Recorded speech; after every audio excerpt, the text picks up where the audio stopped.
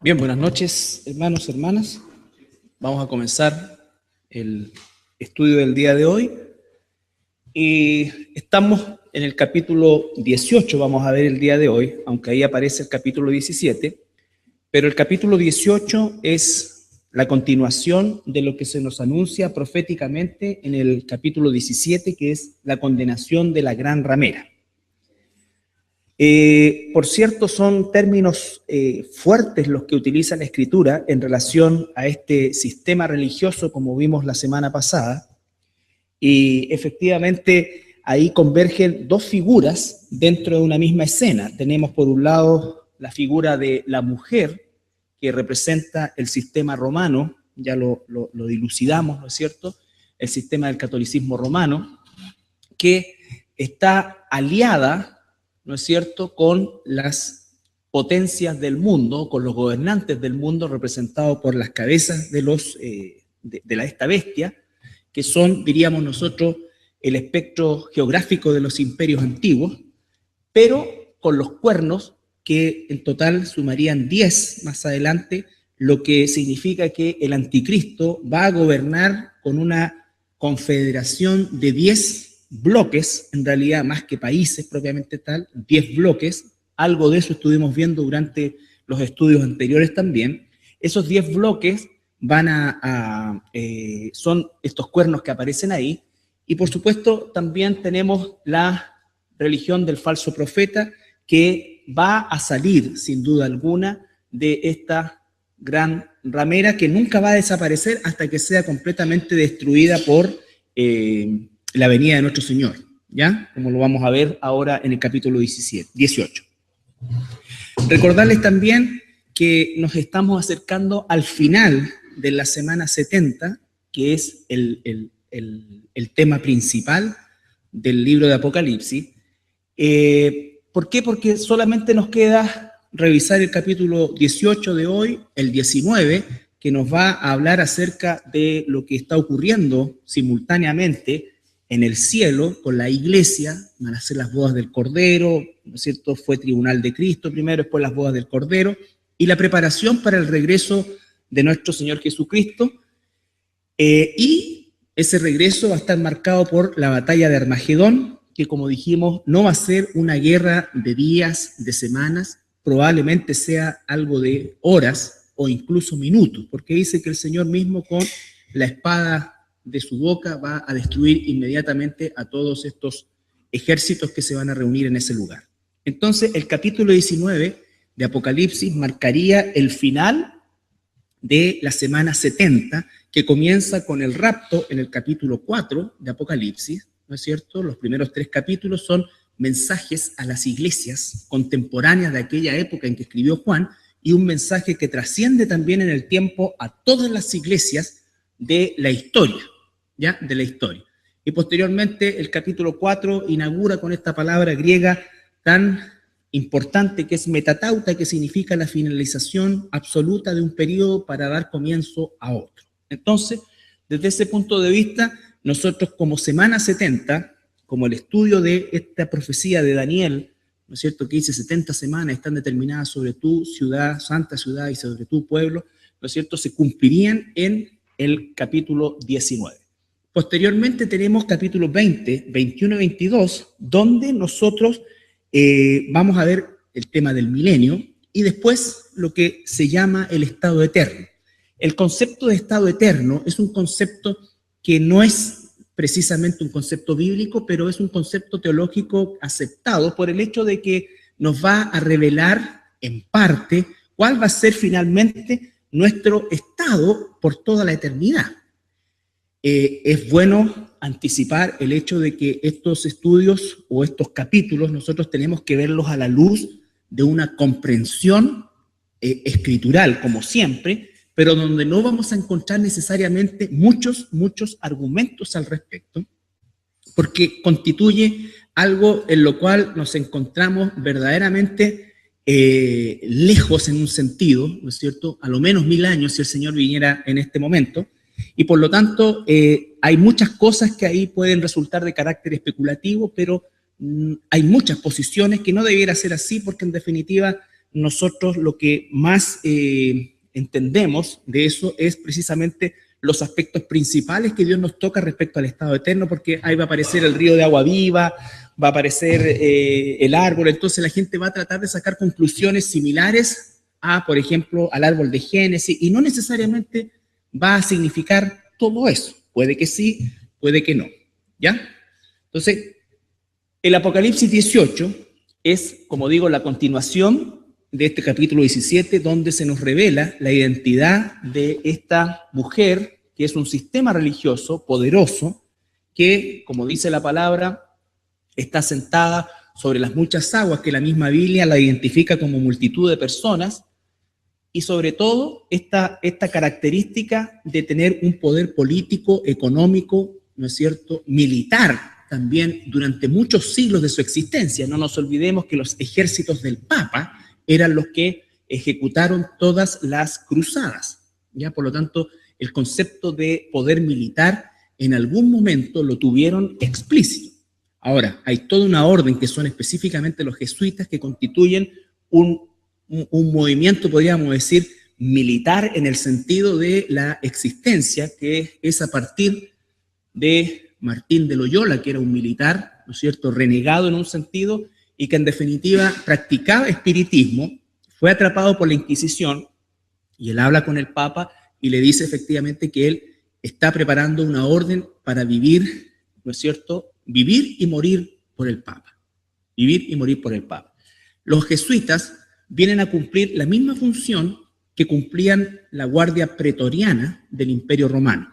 El Imperio Romano, o el emperador romano, tenía una guardia de confianza, que era una legión de soldados que se le llamaba los pretorianos. Esos soldados no iban al campo de batalla, esos soldados no estaban en las conquistas que hacía Roma y que hacía con los soldados regulares, sino que los pretorianos tenían la función de proteger la vida del Papa, ¿ya? Entonces, de ese hilo es que Martín de Loyola justamente se agarra para poder formar esta orden de los jesuitas. Pero la clave, ¿no es cierto?, de estas relaciones íntimas. Recuerden ustedes que la relación de fornicación, que se usa como una identificación simbólica de lo que ocurre, tiene relación con el hecho de que es una relación íntima, pero no una relación íntima como el matrimonio. En el matrimonio, la intimidad, el matrimonio consiste en renunciar o darse al otro. Ese es el concepto del matrimonio, ¿no es cierto? En este concepto no se está renunciando a uno mismo, ni tampoco se está dando al otro, sino que se está haciendo un negocio con el otro. Estoy entregando algo para recibir algo, ¿ya? Esa es una relación fornicaria en principio. Entonces, todo eso es lo que se gesta a partir de la historia de este sistema. Ahora bien, también la identificación de los colores, en fin, de toda la ornamentación y sobre todo del tema de la abominación que constituía el sacrificio de la misa, ¿ya? También nos entrega la educación geográfica, y lo que vamos a ver en el capítulo 18 es la continuación de la caída de este movimiento o de este sistema, no movimiento, de este sistema, que quizás nosotros no tenemos tanta información al respecto, a pesar de que hoy día hay mucha información en comparación con algunas décadas atrás, pero aún así hay mucho bajo la mesa, ¿no es cierto?, que probablemente nunca llegaremos a conocer. ¿Por qué? Porque este es un sistema que entrelaza todos los aspectos relevantes del quehacer humano.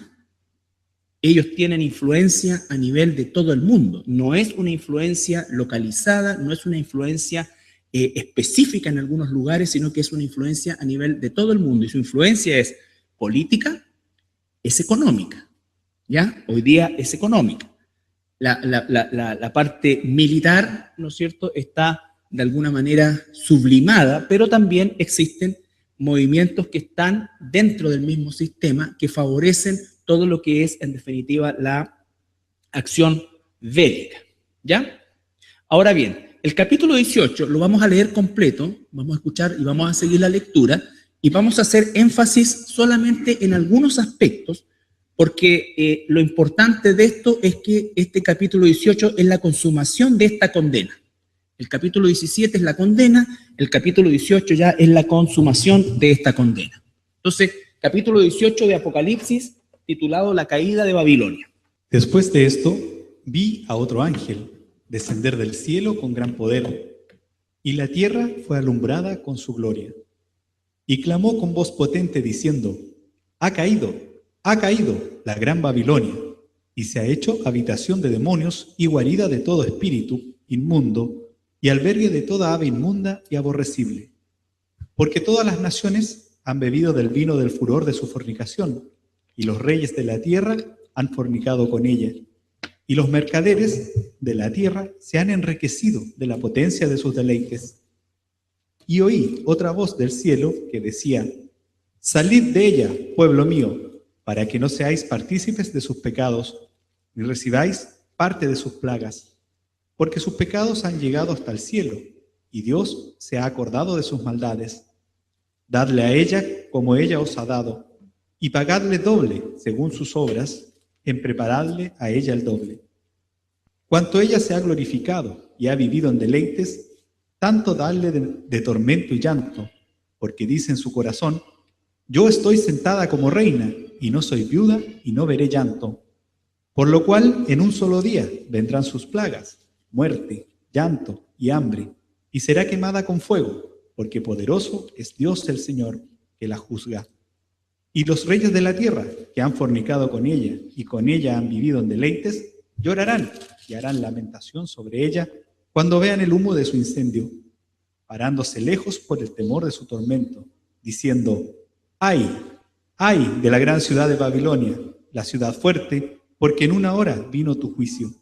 Y los mercaderes de la tierra lloran y hacen lamentación sobre ella, porque ninguno compra más sus mercaderías. Mercadería de oro, de plata, de piedras preciosas, de perla, de lino, de púrpura, de seda, de escarlata, de toda madera olorosa, de todo objeto de marfil, de todo objeto de madera preciosa, de cobre, de hierro y de mármol, y canela, especies aromáticas, incienso, mirra, olíbano, vino, aceite, flor de harina, trigo, bestias, ovejas, caballos y carros, y esclavos, almas de hombres. Los frutos codiciados por tu alma se apartaron de ti, y todas las cosas exquisitas y espléndidas te han faltado, y nunca más las hallarás. Los mercaderes de estas cosas, que se han enriquecido a costa de ella, se pararán lejos por el temor de su tormento, llorando y lamentando, y diciendo: ¡ay, ay de la gran ciudad, que estaba vestida de lino fino, de púrpura y de escarlata, y estaba adornada de oro, de piedras preciosas y de perlas!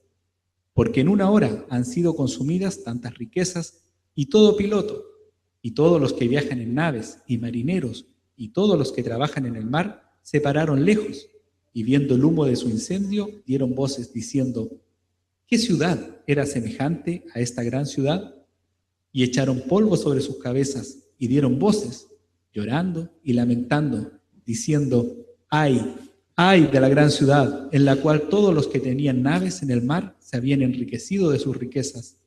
Pues en una hora ha sido desolada. Alégrate sobre ella, cielo, y vosotros, santos, apóstoles y profetas, porque Dios os ha hecho justicia en ella. Y un ángel poderoso tomó una piedra, como una gran piedra de molino, y la arrojó en el mar, diciendo: con el mismo ímpetu será derribada Babilonia, la gran ciudad, y nunca más será hallada. Y voz de arpistas, de músicos, de flautistas y de trompeteros no se oirá más en ti, y ningún artífice de oficio alguno se hallará más en ti, ni ruido de molino se oirá más en ti. Luz de lámpara no alumbrará más en ti, ni voz de esposo y de esposa se oirá más en ti, porque tus mercaderes eran los grandes de la tierra, pues por tus hechicerías fueron engañadas todas las naciones. Y en ella se halló la sangre de los profetas y de los santos y de todos los que han sido muertos en la tierra. Ya. Bueno, como ven, es la consumación de la caída o de la condenación que hay en el capítulo 17 sobre esta ciudad, que es una ciudad, que es un sistema, ¿no es cierto?, principalmente de carácter religioso, pero con implicancias políticas a todo nivel y, por supuesto, también de carácter económico. Cuando el apóstol Juan, ¿no es cierto?, recibe esta revelación en la isla de Patmos del Apocalipsis, ya habían transcurrido por lo menos 5 siglos de la caída de la Babilonia histórica.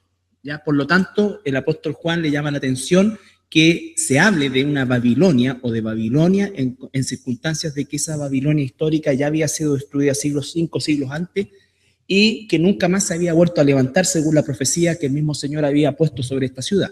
Por lo tanto, lo que ratifica eso es el concepto que se traslada en el tiempo a el tipo de ciudad que iba a ser esto, el tipo de abominación, el tipo de injerencia que tenía específicamente Babilonia.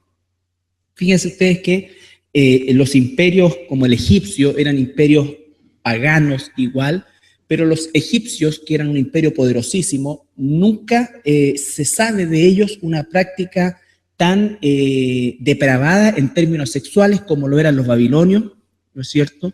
Como lo fueron en algún momento también los griegos y los romanos. No así los persas. Por lo tanto, Babilonia representa toda esa corrupción que no solamente tiene que ver con lo suntuoso y con el tipo de vida que llevaba la corte de Nabucodonosor específicamente, sino también con el tipo de sociedad y cultura, ¿no es cierto?, y forma de ver la sexualidad que existía en Babilonia, ¿ya?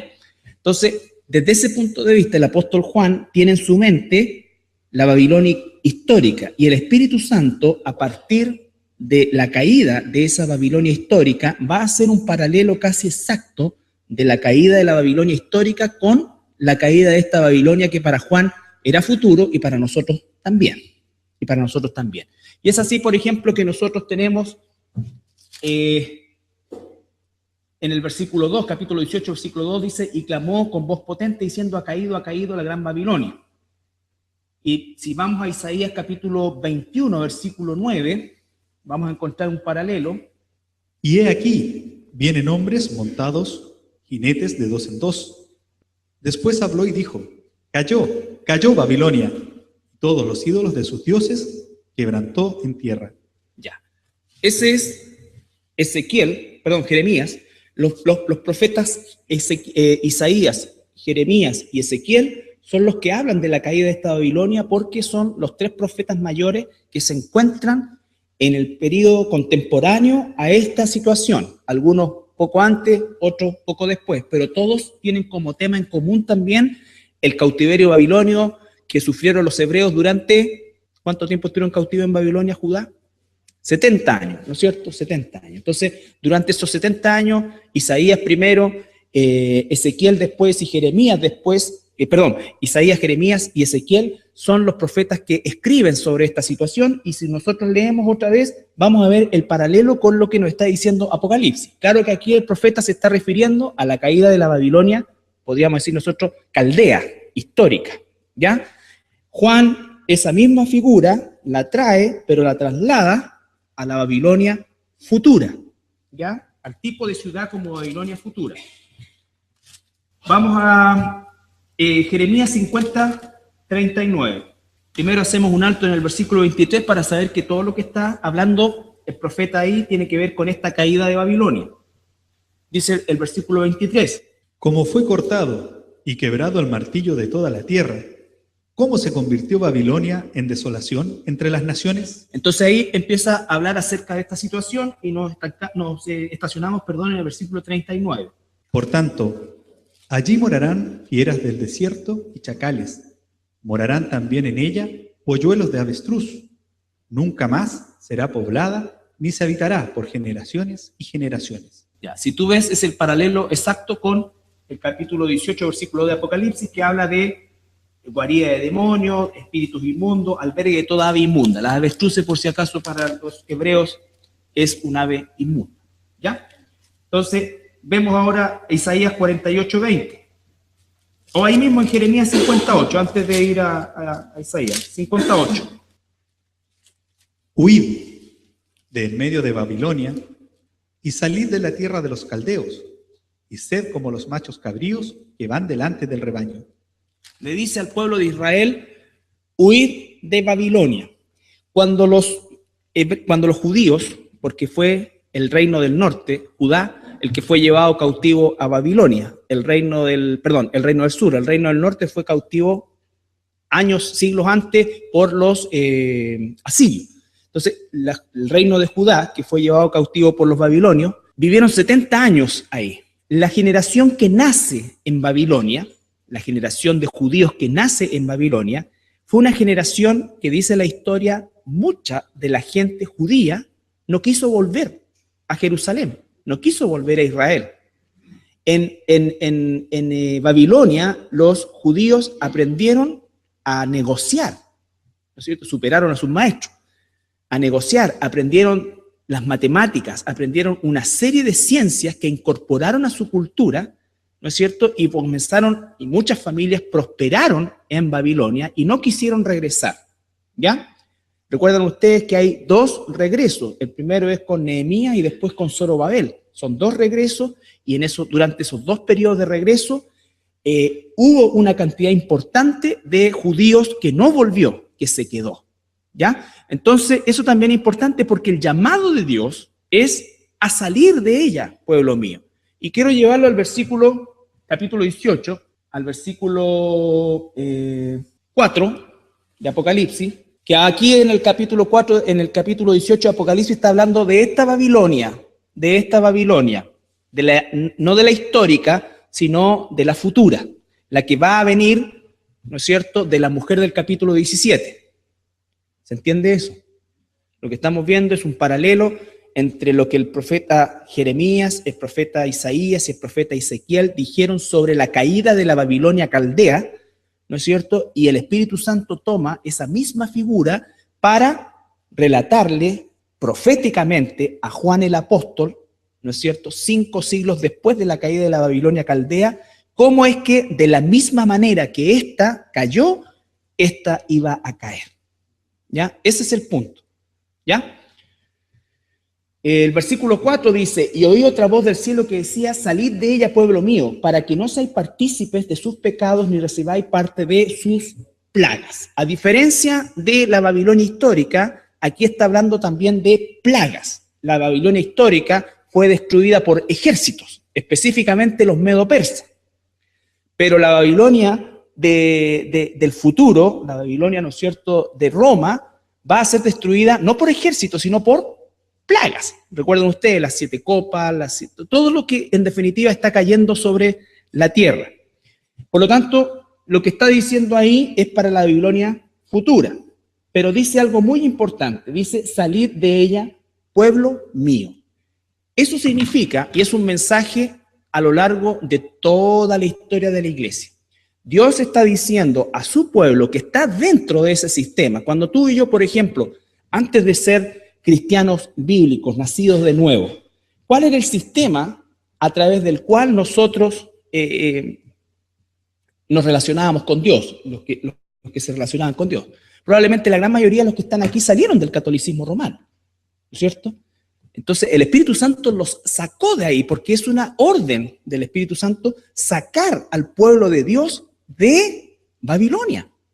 Por eso es que no puede existir un cristiano nacido de nuevo que esté creciendo en la fe que vuelva al sistema. ¿Por qué? Porque dolorosamente, en muchos casos, Dios le irá mostrando a través de su palabra qué clase de sistema es ese. Mucha gente dice, por ejemplo, pucha, es que yo me siento traicionando a la iglesia. En primer lugar, no está traicionando a la iglesia porque la iglesia no es esa. Esa es una religión, la más poderosa, la más potente, pero no es la iglesia.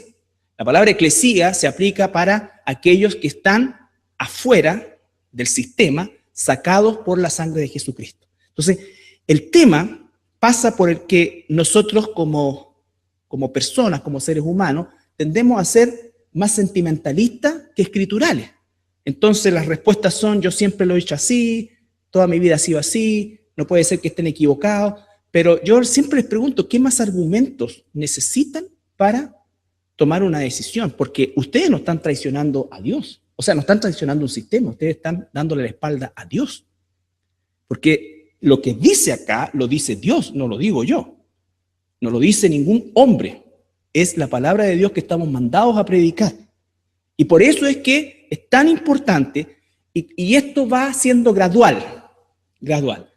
Lo que no es aceptable es que alguien que tenga 5, 6 años o 3 o 4 años en la iglesia y que esté siendo entrenado, que esté siendo informado, que venga y me pregunte, ¿puedo ser madrina de bautismo de mi sobrinita? O sea, esa pregunta ya no se pregunta. Si es que ha sido una persona que está siendo instruido, por lo menos lo que a mí me corresponde. Obvio que no. Porque dice, no participes de las obras de las tinieblas. Entonces la gente dice, pero es que, y ahí viene el sentimentalismo, pucha, es que se va a enojar porque yo y acá y allá. Bueno, el Señor Jesucristo, ¿qué es lo que dijo? Yo no vine a traer paz, vine a traer conflicto. Por causa de la verdad se va a poner la mamá contra el hijo y así sucesivamente van a haber discusiones partiendo por la misma casa. Un cristiano verdadero es sacado. La palabra salir que aparece ahí es una palabra que significa ser arrancado de raíz. No es salir con elástico. No, es salir, es ser desarraigado de ahí. Aborrecer el sistema, pero amar a las personas que están adentro es nuestro deber. Por eso oramos por ellas. Por eso la muestra de amor más grande que tú tienes hacia esas personas que están cautivas, donde tú estuviste cautivo alguna vez, es hablarles la verdad. Con palabras sazonadas con sal, como tú quieras, pero hablarle la verdad. Orar por ella. Invertir tiempo en ella. Si es un hijo, una hija de Dios, el Espíritu Santo va a usar la valentía que tú has tenido para sacarlo de ahí. El llamado de Dios es salir de ella. ¿Cualquiera? No, pueblo mío. Tú y yo éramos pueblo de Dios antes de nacer. Se manifestó Dios en nosotros y nos sacó a su debido tiempo de ese sistema. ¿Ya? Por eso es que cuando en esta parte del mundo alguien se declara ateo, bueno, y en casi todo el mundo, cuando alguien se declara ateo, lo que está diciendo, yo no soy católico, yo no creo. ¿Por qué? Porque este sistema se ha encargado de crear la visión de Dios a través de ellos, no a través de la Escritura, por medio de todos los dogmas inventados que contradicen abiertamente la Escritura, Entonces, eso, hermanos, es el sistema, ¿no es cierto?, que estamos analizando. El paralelo que ve el apóstol Juan es el mismo sistema babilónico, ¿no es cierto?, que existía en la antigüedad, pero reforzado, crecido y con un alcance absolutamente mundial. El imperio babilonio no pasó del Medio Oriente. Aquí está Babilonia, aquí está Israel. Esto es parte de la península arábiga, ¿no es cierto? Aquí está Elam, es uno de los nombres que recibe también Persia, que hoy día es Irán, los elamitas. ¿Se acuerdan en el libro de los Hechos cuando dice que empezaron a hablar algunos en lenguas elamitas? Se está refiriendo a lenguas iranías, ¿ya? No hablaban bla, bla, bla, bla, bla, bla. No, los elamitas le entendieron perfectamente las maravillas de Dios porque eran idiomas, ¿no es cierto? Esto era el imperio babilonio. El imperio romano fue el más grande y este es el que geográficamente se va a resucitar en esas 7 cabezas, ¿ya? En esas 7 cabezas y en esas 10 federaciones, que es con lo que el anticristo va a gobernar al resto del planeta. Estas 10 federaciones que estudiamos en alguna oportunidad van a estar enmarcadas dentro de este territorio. De aquí van a salir los cuernos. Pero si nos damos cuenta, el imperio babilonio sumamente reducido, y su duración no fue más de 4 siglos. Sin embargo, el imperio romano, contando la época imperial, que fueron, contando la caída del imperio romano Oriente, o desde ese punto, fueron más de 1000 años, sumado a los 1500 años, o casi 2000 años tiene el imperio romano, ¿ya? El imperio romano, graficado, ¿no es cierto?, por la bestia y la mujer. Entonces, la importancia de la caída de Babilonia es que efectivamente es ahí donde el sistema mundial finalmente va a ser destruido. Y dice más abajo, ¿no es cierto? Versículo 5, porque sus pecados han llegado hasta el cielo y Dios se acordó de sus maldades. Darle a ella como ella os ha dado y pagarle doble según sus obras en el cáliz en que ella preparó bebida, prepararle a ella el doble. La venganza, cuando el Señor dice, mía es la venganza, se está refiriendo, no tomes tu venganza en tus manos, tú sé valiente, proclama la verdad. Por proclamar la verdad, ¿no es cierto?, miles y miles de hermanos y hermanas nuestras en otra época fueron quemados, ¿ya? Europa tiene aberración hacia el cristianismo, ¿no es cierto?, por causa de la historia que el catolicismo romano ha tenido en Europa. Esto es tan literal, no nos olvidemos. Martín Lutero salió de ahí, era un monje. Juan Calvino era un monje. Savonarola era un monje. Juan Hus iba a ser cura. Dios los sacó de ahí y esos hombres, por nombrar algunos de los muchísimos que pagaron con su vida, ¿no es cierto?, finalmente salen también de este sistema. Salen de este sistema y tuvieron la valentía de enfrentar al sistema cuando el sistema era amo y señor, no de Europa, sino que del mundo. No se olviden que eran dueños de estas tierras también, de todo este territorio. Por eso es que ellos tienen la inmobiliaria más grande del mundo, porque tienen terrenos en México, en Chile, en todas partes, terreno. ¿De dónde fue? ¿Es una herencia de quién?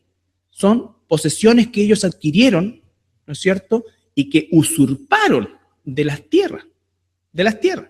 Entonces, por eso cuando hablan de devolver cosas ellos, ¿ya? Si hubiera que devolver cosas, ellos tendrían que devolver prácticamente gran parte del territorio del planeta, no solamente de Europa. Entonces, en Europa nadie puede hablar sobre el cristianismo. ¿Por qué? Porque en definitiva existe una historia sangrienta en Europa, mucho más que en América. Por lo tanto, ¿qué es lo que nos está diciendo el Señor? Que Él va a ejecutar ese juicio con el doble de dosis. Versículo 7, cuanto ella se ha glorificado y ha vivido en deleites, nunca el catolicismo ha sido perseguido, nunca el catolicismo ha sufrido, nunca, jamás, toda la vida han sufrido algunos católicos, estoy hablando del sistema, ¿no es cierto? Pero el sistema propiamente tal, la característica principal es que ha vivido en deleites. Dice, yo estoy sentada como reina y no soy viuda y no veré llanto, por lo cual en un solo día vendrán sus plagas, muerte, llanto y hambre, y será quemada con fuego, porque poderoso es Dios el Señor que juzga. Y los reyes de la tierra que han fornicado con ella, ¿no es cierto? Los reyes de la tierra que han fornicado con ella, y con ella han vivido en deleites, llorarán y harán lamentación sobre ella cuando vean el humo del incendio, parándose de lejos. ¿Por qué? Porque era una prostituta. No hay compromiso. Ellos no están llorando por la gente, ellos están llorando porque el sistema deja de darle los dividendos que les daba. ¿Por qué? ¿Qué es lo que dice? Parándose de lejos, por el temor de su tormento, diciendo, ay, de la gran ciudad Babilonia, la ciudad fuerte, porque en una hora vino su tormento. Y los mercaderes de la tierra lloran y hacen lamentación sobre ella, porque ninguna compra más sus mercaderías. O sea, se acabó el negocio, se acabó esto, se acabaron los paraísos fiscales, se acabó todo esta suerte, porque el Vaticano no produce nada, pero sin embargo tiene una riqueza incalculable. Y no estoy hablando de la riqueza pasiva, por así decir, que son todas las maravillas artísticas que tienen y que por supuesto también se apropiaron en toda Europa sobre todo, ¿no es cierto? Y hasta tesoros de aquí, de América, hay allá en el Vaticano, oro del Perú y todas estas cosas. Hicieron la otra una exposición de la cultura azteca en el Vaticano. No sé si vieron esa noticia. Bueno, pero salían todos las típicas monicacos de oro y cuestiones. Y la pregunta, ¿de dónde salió eso?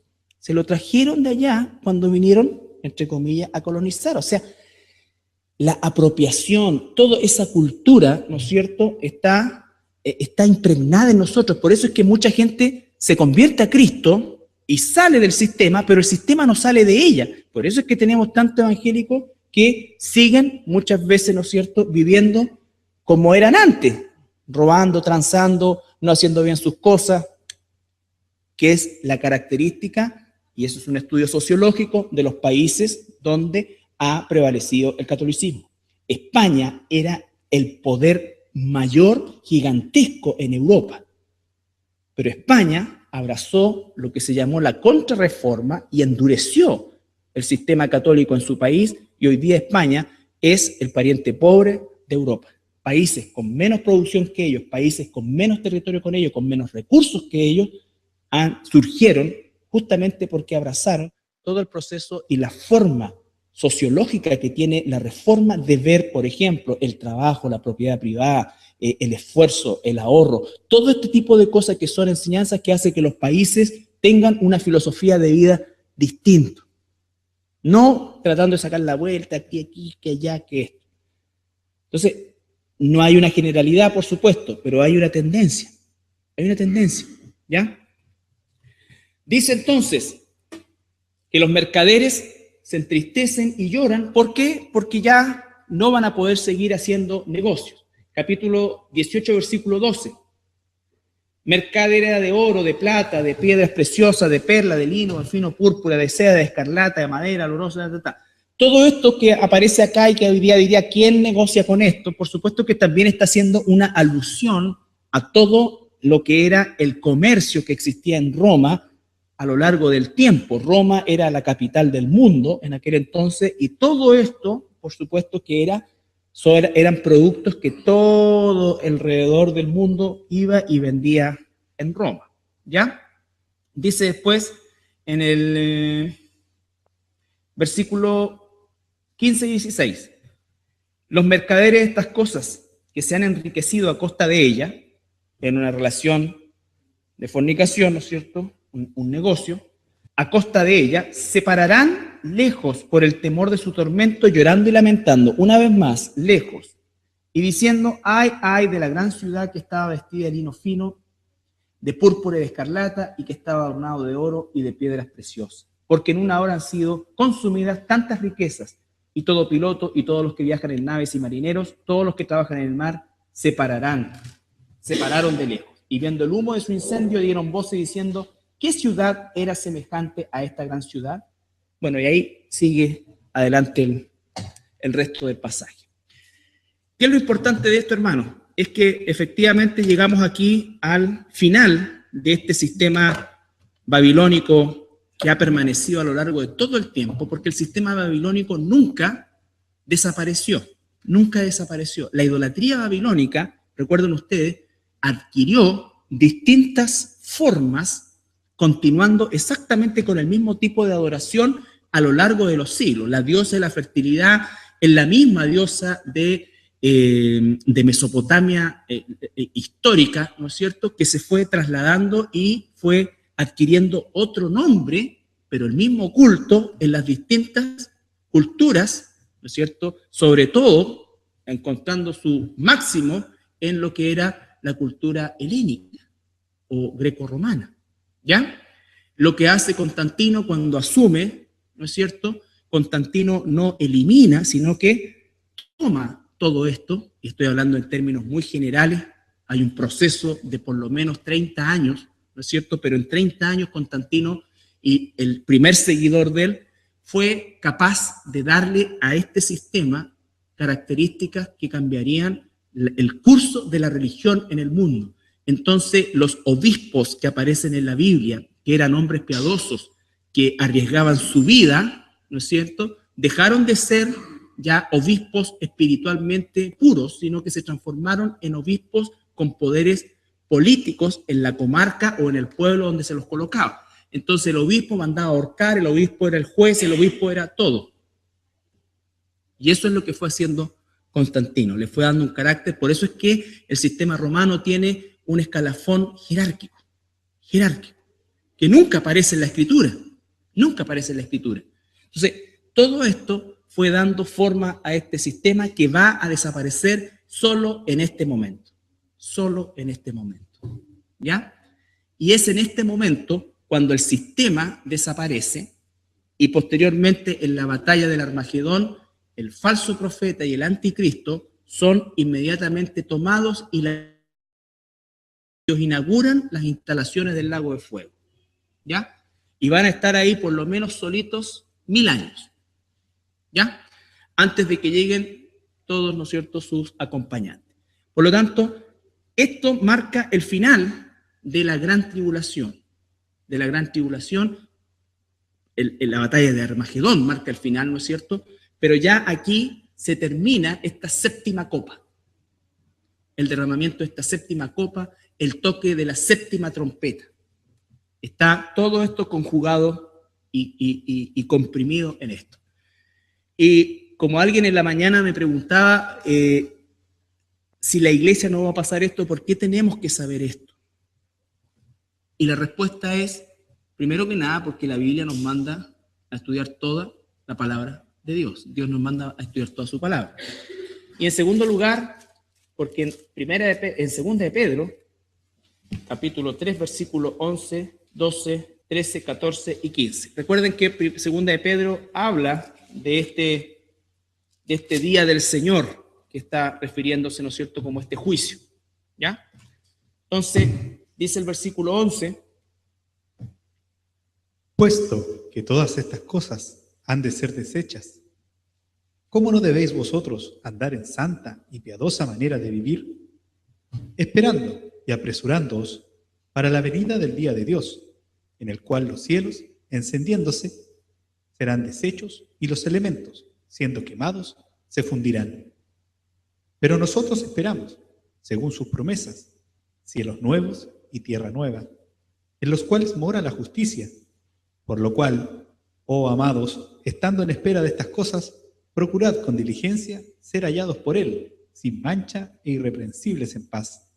O sea, si tú y yo sabemos que esto es el próximo periodo histórico que le queda a este planeta, que este planeta no va a mejorar, este planeta va a empeorar, que todo lo que está sucediendo a nuestro alrededor es solamente atisbos de lo que se va a amplificar en aquel entonces, ¿cómo es que no debemos vivir de una manera más piadosa y santa? El mundo no lo sabe, el mundo cree que va hacia algo mejor y tiene esperanza en eso. El cristiano no tiene esperanza. ¿Qué dice? ¿Cuál es nuestra esperanza? Cielo nuevo y tierra nueva. Esto está condenado. ¿Significa eso que tú tienes que dejar de estudiar? No, significa que tú tienes que hacer todo para la gloria de Dios. ¿Y cómo es que hacemos todo para la gloria de Dios? Haciéndolo conforme a su palabra, conforme a su palabra, conforme a sus principios. Aunque eso nos cueste y sea dificultoso, y de seguro lo va a hacer. Un joven que hoy día quiere vivir en santidad tiene todo en contra para vivir en santidad, pero si sabe que estas cosas van a suceder, tiene que vivir de esa manera, porque es un hijo de Dios. Y aunque todo el mundo esté contra él o contra ella, pero si Dios está con él o con ella, ¿quién contra nosotros? Ese es el punto. No esperemos que el mundo aplauda o esté de acuerdo con esto. Esto es locura para el mundo, esto es absolutamente inconcebible. Si no creen que Dios hizo el mundo en 6 días y creó el todo en 6 días, menos van a creer todo esto. Menos, y van a decir muchos, no, esto es simbólico. Estoy hablando a veces muchos cristianos, no, esto es simbólico, esto se refería a esto, pero no es así. No, esto es así como está ahí. No podemos torcer nosotros la Escritura. Este sistema está alcanzando su pic hoy día, ¿no es cierto? Su pic hoy día. Y ya se está yendo el jerarca de México, ¿no es cierto?, hasta volviendo a su lugar. Y cuando tú lees efectivamente qué es lo que hizo, entre otras cosas, apoyar el matrimonio homosexual, en discurso en México, ¿no es cierto?, dijo que Dios amaba a todos, ¿ya? Pegarle la beatificada a un par de ídolos más, ¿no es cierto? Y como nosotros, desgraciadamente, como cultura latinoamericana, estamos maldecidos en ese sentido, ¿por qué no se va en gira a Finlandia?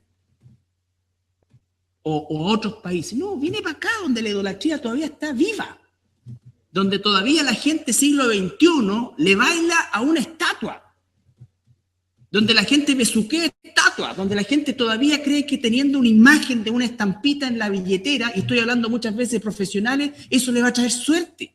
Aquí está la papa, para que este sistema se mantenga vivo. Vivo. Entonces, lo que estoy diciendo es horroroso para las personas que creen que este sistema está ok, o que no es tan malo, o que se está arreglando. No, está como buena serpiente cambiando de piel, pero va en vías de transformarse en la religión mundial, absorbiendo a todos aquellos ilusos que creen que estamos viviendo tiempos de unidad. No estamos viviendo tiempos de unidad, estamos viviendo tiempos de apostasía. Hoy día lo que cuenta es el remanente de hijos e hijas de Dios, que en otro tiempo, por ser remanente, les costó la vida, a nosotros nos va a costar probablemente el desprecio de familiares, probablemente la expulsión de ciertos lugares, probablemente el perder negocios, probablemente el no tomar trabajo supuestamente conveniente. Pero si queremos hacer las cosas para la gloria de Dios, tenemos que vivir como hijos de Dios, aun cuando eso nos cueste. Tú puedes estar frente a un negocio, frente a una situación, frente incluso a una relación de pareja, los jóvenes solteros, las jóvenes solteras, las hermanas viudas, la hermana que llegaron acá, ¿no es cierto?, ya separados, y que tienen el deseo en su corazón de rehacer su vida y esto que acá y yo tengo derecho a rehacer porque vivimos la época de los derechos, ¿no es cierto? Sí, si Dios quiere, pero en el Señor. En el Señor. Ay, tú decís eso porque tú estás casado, ya te casaste, no sabés lo que es vivir solo. El problema no es conmigo. El problema no soy yo la persona que el modelo lo está dando Dios. Tú tienes que ser fiel a Dios y no mirar lo demás. Entonces, por eso es que estudiamos Apocalipsis. Fíjense lo que va a vivir esta gente. Hemos recorrido 18 capítulos en los cuales la constante es el desastre, la muerte. No en términos aislados, sino que como una constante gigantesca a escala nunca antes vista y que nunca tampoco se verá. Por eso incluso el Señor dice que tiene que hasta cortar este tiempo, porque si no, no va a quedar nadie vivo. ¿Y sabes qué? Si tú y yo somos hijos de Dios, no vamos a pasar por eso. Entonces, ¿cuánto más debemos vivir de manera santa y piadosa? ¿Cuesta? Sí, sí cuesta, pero poderoso es el Señor. Y hay un gozo cuando nosotros hacemos la voluntad de Dios. Hay un gozo cuando hacemos la voluntad de Dios. Hoy día, en el mundo de las opciones, ¿no es cierto?, hay gente que considera que venir a la iglesia es una opción, entre otras que puede tener para el día domingo, para el día sábado, para el día miércoles, lo que sea, ¿no es cierto? ¿Qué es lo que esperamos? Que nos empiecen a perseguir para que la opción se transforme en un deseo. Sí, hay que vivir conforme a la voluntad de Dios. Hay que glorificar a Dios en todo lo que hacemos, como estudiante, como trabajador, como dueña de casa, como la actividad que sea, en el área que sea. Pero hacer las cosas conforme a la gloria de Dios. No hay otra forma de ser testimonio en este mundo. No hay otra forma de ser testimonio en este mundo. Entonces, la próxima semana ya vamos a ver el capítulo 19. El capítulo 18 no tenía mucho más que la condenación sobre esta ramera. Lo interesante es que cuando hagamos el resumen de Apocalipsis, vamos a revisar capítulo por capítulo o sección por sección, y la idea no es que ustedes se aprendan el Apocalipsis de memoria. La idea es que tengamos conciencia de qué significa, porque tú le preguntas a muchos cristianos, oye, ¿y qué sabe? No, que es muy enredado. O sea, esa expresión yo no la quiero aquí en la iglesia.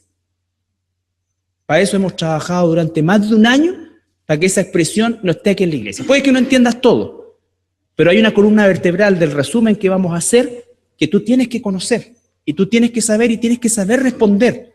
No justificar, pero ¿cómo? O sea, que esta cosa, pero se va a destruir, y la gente, y los niños, y las guaguas, y las alacunas, y la gente empieza así.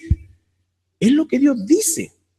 Yo no soy Dios, yo estoy solamente diciendo lo que dice la Biblia. O sea, pero Dios es tan injusto, ¿cómo se va a llevar a todas esas guaguas? Lo mejor que le puede pasar a las guaguas es que Dios se las lleve, porque se van al cielo, al tiro. Sin conciencia, al tiro Dios se las lleva.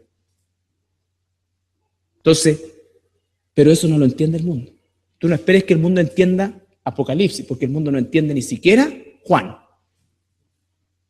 Ni siquiera entiende Juan. Pero si tú vives conforme a la voluntad de Dios, entonces la única Biblia que van a poder ver si es verdad o no eres tú. Eres tú. ¿Ya? Entonces, el capítulo 19 de la próxima semana, los eventos que están en el cielo, que están relatados en el capítulo 19, pero no necesariamente ocurren en ese momento. Y, sobre todo, el final ya de la batalla del Armagedón y la segunda venida de nuestro Señor Jesucristo. ¿Ok? Ese pueblo mío, a esa altura, serían israelitas y creyentes no israelitas. ¿Ya? Entonces, por eso es que usa la palabra pueblo mío, no iglesia. ¿Bien? Que es una palabra clave. Imagínate, la palabra iglesia se usa en el Nuevo Testamento casi 100 veces. En Apocalipsis no se ocupa Del capítulo 4 para adelante, nunca. Nunca. Y cada vez que hace referencia a gente de Dios convertidos, le habla pueblo mío. O santos. ¿Ya? Pero eso también es importante, como dices tú. Entonces, ese pueblo mío es el pueblo de aquellos que Dios rescatará en aquel entonces. Y que, como todas las cosas, como el día de hoy, va a estar inserto en el sistema. De alguna u otra manera. Piensa tú que no tenemos opciones de estudiar los colegios, todo, o sea, está metida en todas partes. ¿No? Tú quieres hacer caridad, estás metido ahí. Tú quieres hacer esto, estás metido ahí. Todo. Y acá tenemos personas que vivieron y trabajaron en el hogar de Cristo y dan fe, ¿no es cierto?, de que de lo que se recibe es un porcentaje ínfimo el que va a la gente, porque es una empresa. Es una empresa. Entonces, si tú quieres ayudar a los niños, ayuda a un niño en la calle, tú por tu cuenta. Aliméntalo, edúcalo. Ayuda a alguien, quizás dentro de tu misma familia. Hay un niño, hay un joven que quiere estudiar, que no tiene recursos, ayúdalo a él. No estoy diciendo no seas caritativo, no. Pero el sistema es podrido por todos lados. Por todos lados. Yo me he enterado de cómo trabaja el tema de la Fundación Las Rosas, todo. Todo se financia con platas de las cuales, ¿no es cierto?, el abuelo ve una parte muy ínfima. Y trabajan en base a mucho voluntariado. Tienen el profesional y el resto son puros alumnos en práctica. Si yo supervisé, yo sé todo eso. Entonces tú dices, bueno, ¿y cómo? ¿Le quitan la pensión al viejito? Porque cuando te dejan al abuelo ahí, la persona tiene que firmar, ¿no es cierto?, y darle un poder para que la institución cobre su jubilación, su pensión, su montepío o lo que sea. Entonces, no es caridad por caridad, es un negocio. Es un negocio. Yo fui compañero de logia masónica, del que fue por años aquí jefe del Hogar de Cristo, un ingeniero comercial. En ese entonces ganaba como 4 millones de pesos. Y ahora te pregunto, ¿de dónde sale esa plata? No estoy diciendo que un gerente no pueda ganar eso, ¿no? Pero estamos hablando del Hogar de Cristo. ¿Cuál es la imagen que dan? Ese es el punto. ¿Ya? Ese es el punto. Entonces, no estoy diciendo no hagan caridad, no hagan esto, o ay, mucha gente dice, oye, si no se hiciera esto, no habría esto. No, si el Estado no se robara todo lo que se roba, en Chile habría muchos menos pobres. Si no hubiera la sinvergüenzura que hay en todos los estamentos, ¿no es cierto? Imagínate que el administrador de la moneda, el que firma los cheques, el que recibe los sobres cerrados con las ¿cómo se llama esto? Las licitaciones, tenía más de 600 millones de pesos que pagaba el Estado a empresas de él. O sea, vamos a contratar una empresa de aseo, vamos a contratar una empresa de esto, vamos a contratar una empresa de esto, otro, y todas eran empresas de él. Pasa a nombre de la esposa y familiares. ¿Ah? El otro firmó un cheque, ¿se acuerdan ustedes cuando el Saldívar firmó un cheque por 400 millones de pesos? No se olviden, por favor, 400 millones de pesos por desmalezar, ¿no es cierto?, una cuestión en ventana. Entonces, pues yo por 1 millón lo hago. Si no hubiera eso, pero, entonces todos estos sistemas pululan ahí y son parte del sistema. Los otros descargan impuestos y así. Entonces, finalmente el viejito que recibe su pancito con huevo y su tarrita de leche, ¿no es cierto?, del voluntario, ya, eso es la nada. Y el imperio de acá, o cuando en Santiago la Beatriz compró el cajón en el Hogar de Cristo y cremó al papá y entró al cajón, ¿no es cierto?, y después el cajón sale por otro lado. No lo cremaron con el cajón. Y entonces ella fue a buscar su cajón, pues no, pues ya había un cura ahí, y pataco. No, pues si ya entró al crematorio, sí, pero no lo quemaron. Pero entró al crematorio, pero no lo quemaron. Pero entró al crematorio, pero no lo quemaron. Lo que entra por aquí, topón para adentro. Así que ahí tenía tu papá más el abuelo de este, no sé cuántas familias van ahí adentro del ánfora, ahí está.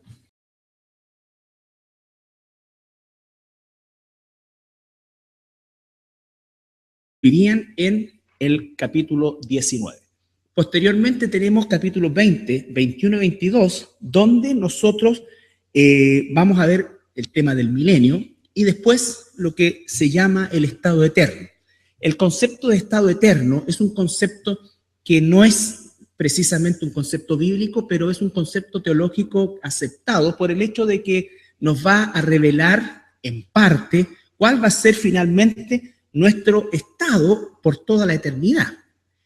Es bueno anticipar el hecho de que estos estudios o estos capítulos nosotros tenemos que verlos a la luz de una comprensión escritural, como siempre, pero donde no vamos a encontrar necesariamente muchos argumentos al respecto, porque constituye algo en lo cual nos encontramos verdaderamente lejos en un sentido, ¿no es cierto? A lo menos 1000 años si el Señor viniera en este momento, y por lo tanto hay muchas cosas que ahí pueden resultar de carácter especulativo, pero hay muchas posiciones que no debiera ser así, porque en definitiva nosotros lo que más entendemos de eso es precisamente los aspectos principales que Dios nos toca respecto al estado eterno, porque ahí va a aparecer el río de agua viva, va a aparecer el árbol, entonces la gente va a tratar de sacar conclusiones similares a, por ejemplo, al árbol de Génesis, y no necesariamente va a significar todo eso. Puede que sí,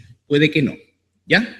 Entonces, el Apocalipsis 18 es, como digo, la continuación de este capítulo 17, donde se nos revela la identidad de esta mujer, que es un sistema religioso poderoso, que, como dice la palabra, está sentada sobre las muchas aguas, que la misma Biblia la identifica como multitud de personas, y sobre todo esta característica de tener un poder político, económico, ¿no es cierto?, militar también durante muchos siglos de su existencia. No nos olvidemos que los ejércitos del Papa eran los que ejecutaban.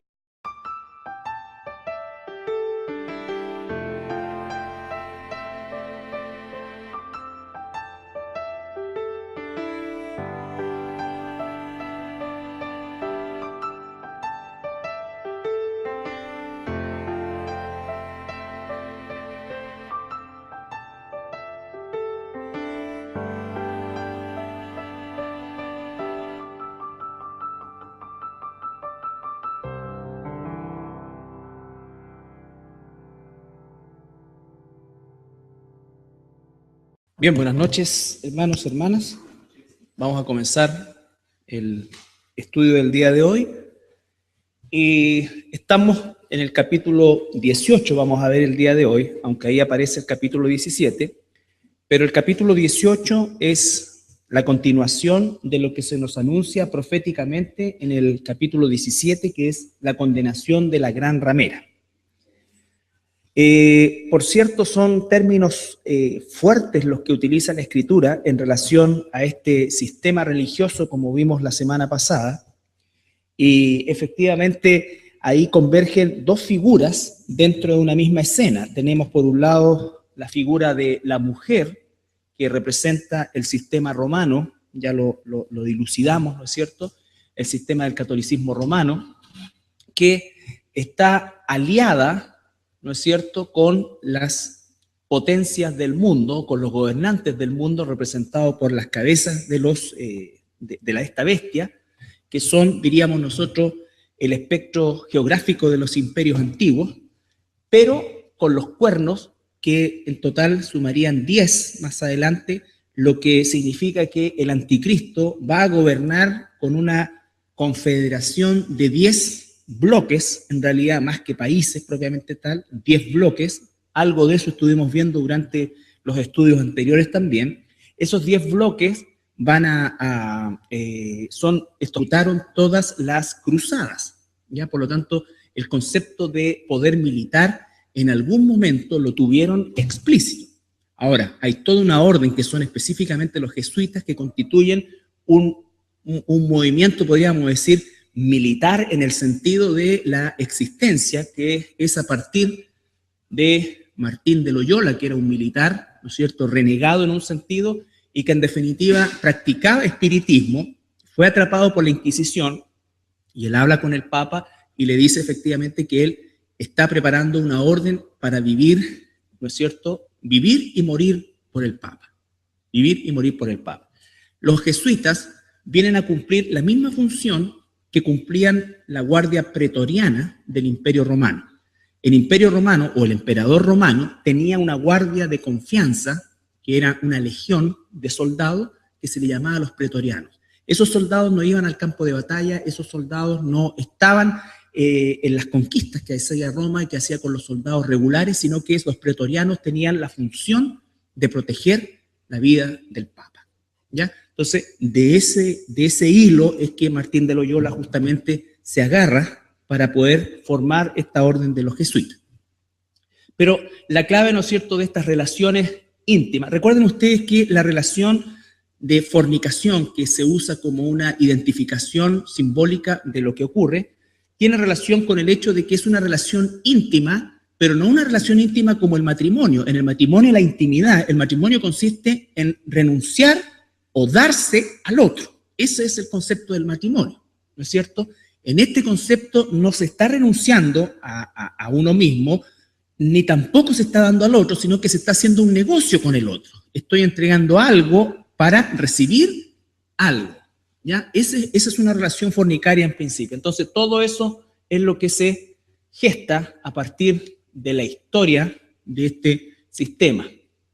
Ahora bien, también los cuernos que aparecen ahí, y por supuesto también tenemos la religión del falso profeta, que va a salir, sin duda alguna, de esta gran ramera que nunca va a desaparecer hasta que sea completamente destruida por la venida de nuestro Señor, ¿ya? Como lo vamos a ver ahora en el capítulo 18. Recordarles también que nos estamos acercando al final de la semana 70, que es el tema principal del libro de Apocalipsis. ¿Por qué? Porque solamente nos queda revisar el capítulo 18 de hoy, el 19, que nos va a hablar acerca de lo que está ocurriendo simultáneamente en el cielo con la iglesia. Van a ser las bodas del Cordero, ¿no es cierto? Fue tribunal de Cristo primero, después las bodas del Cordero, y la preparación para el regreso de nuestro Señor Jesucristo. Y ese regreso va a estar marcado por la batalla de Armagedón, que, como dijimos, no va a ser una guerra de días, de semanas, probablemente sea algo de horas o incluso minutos, porque dice que el Señor mismo con la espada de su boca va a destruir inmediatamente a todos estos ejércitos que se van a reunir en ese lugar. Entonces, el capítulo 19 de Apocalipsis marcaría el final de la semana 70, que comienza con el rapto en el capítulo 4 de Apocalipsis, ¿no es cierto? Los primeros 3 capítulos son mensajes a las iglesias contemporáneas de aquella época en que escribió Juan, y un mensaje que trasciende también en el tiempo a todas las iglesias de la historia, ¿ya? De la historia. Y posteriormente el capítulo 4 inaugura con esta palabra griega tan importante que es metatauta, que significa la finalización absoluta de un periodo para dar comienzo a otro. Entonces, desde ese punto de vista, nosotros como semana 70, como el estudio de esta profecía de Daniel, ¿no es cierto?, que dice 70 semanas están determinadas sobre tu ciudad, santa ciudad, y sobre tu pueblo, ¿no es cierto?, cumplificación de los colores, en fin, de toda la ornamentación, y sobre todo del tema de la abominación que constituía el sacrificio de la misa, ¿ya? También nos entrega la educación geográfica, y lo que vamos a ver en el capítulo 18 es la continuación de la caída de este movimiento o de este sistema, no movimiento, de este sistema, que quizás nosotros no tenemos tanta información al respecto, a pesar de que hoy día hay mucha información en comparación con algunas décadas atrás, pero aún así hay mucho bajo la mesa, ¿no es cierto?, que probablemente nunca llegaremos a conocer. ¿Por qué? Porque este es un sistema que entrelaza todos los aspectos relevantes del quehacer humano. Ellos tienen influencia a nivel de todo el mundo. No es una influencia localizada, no es una influencia específica en algunos lugares, sino que es una influencia a nivel de todo el mundo. Y su influencia es política, es económica, ¿ya? Hoy día es económica. La parte militar, ¿no es cierto?, está de alguna manera sublimada, pero también existen movimientos que están dentro del mismo sistema que favorecen todo lo que es, en definitiva, la acción bélica, ¿ya? Ahora bien, el capítulo 18 lo vamos a leer completo, vamos a escuchar y vamos a seguir la lectura, y vamos a hacer énfasis solamente en algunos aspectos, porque lo importante de esto es que este capítulo 18 es la consumación de esta condena. El capítulo 17 es la condena, el capítulo 18 ya es la consumación de esta condena. Entonces, capítulo 18 de Apocalipsis, titulado La caída de Babilonia. Después de esto, vi a otro ángel descender del cielo con gran poder, y la tierra fue alumbrada con su gloria. Y clamó con voz potente diciendo: ha caído la gran Babilonia, y se ha hecho habitación de demonios y